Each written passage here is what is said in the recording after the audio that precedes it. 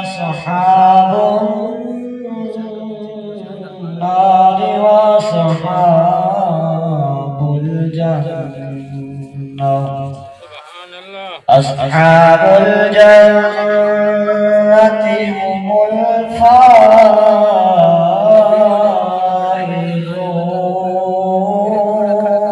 الفائزون لو أنزلنا القرآن على جبل لرأيته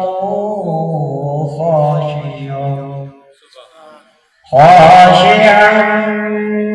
متصدعا من خشية الله وتلك الأمثال نضربها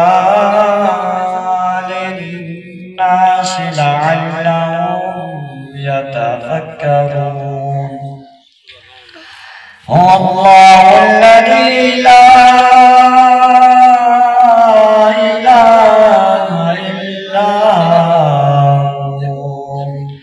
عالم الغيب والشهادة هو الرحمن الرحيم الله الذي لا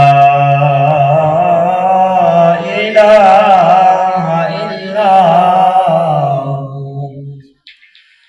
الملك القدوس السلام المؤمن المهيمن العزيز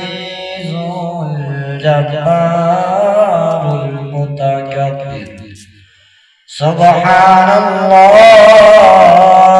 عما يشركون الله الخالق البارئ المصور له الأسماء الحسنى يسبح له ما في السماوات والأرض وهو العزيز الحكيم صدق الله العظيم.